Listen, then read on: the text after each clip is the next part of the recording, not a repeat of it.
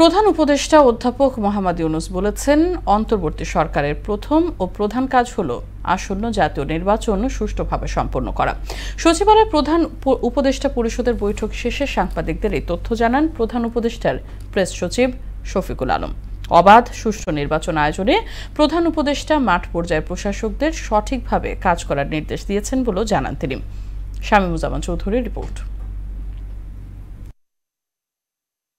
গেল ৫ আগস্ট প্রধান উপদেষ্টা জাতির উদ্দেশ্যে ভাষণ দেওয়ার পর পুরো দেশ এখন নির্বাচনী ডামাডোলে ব্যস্ত। এরই মধ্যে রোজার আগে ফেব্রুয়ারিতে জাতীয় নির্বাচন অনুষ্ঠানের জন্য নির্বাচন কমিশনকে চিঠি দিয়েছে প্রধান উপদেষ্টার কার্যালয়। বৃহস্পতিবার সকালে সচিবালয়ে উপদেষ্টা পরিষদের নিয়মিত বৈঠক অনুষ্ঠিত হয়। দায়িত্ব নেওয়ার পর দ্বিতীয়বারের মতো প্রশাসনের প্রাণকেন্দ্র সচিবালয়ে আসেন প্রধান উপদেষ্টা ডক্টর মোহাম্মদ ইউনূস। ২.৫ ঘন্টার বেশি সময় ধরে চলে এ বৈঠক। নির্বাচন সামনে রেখে এতে নানা নির্দেশনাও দেন প্রধান উপদেষ্টা। বৈঠক শেষে প্রধান উপদেষ্টা প্রেস সচিব শফিকুল আলম বলেন, অবাধ, সুষ্ঠু ও নিরপেক্ষ নির্বাচন আয়োজনেই সরকারের প্রথম ও প্রধান কাজ বলে জানান প্রধান উপদেষ্টা।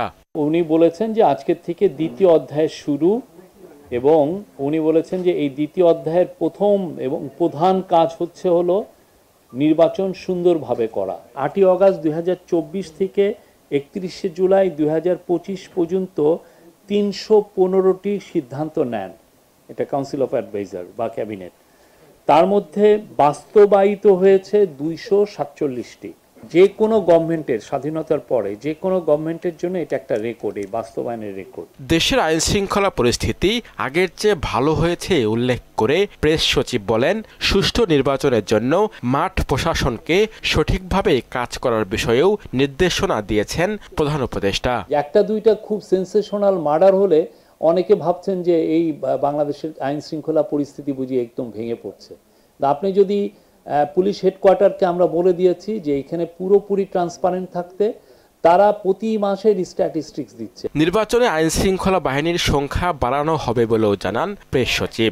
৮ লক্ষর মতো মানে দেওয়া যাবে। এখন চিন্তা ভাবনা করা হচ্ছে যে আরো বেশি দেওয়া যায় কিনা, আরো ৪০-৫০ হাজার অ্যাড করা যায় কিনা। শামীমুজ্জামান চৌধুরী, মোহনা সংবাদ, ঢাকা।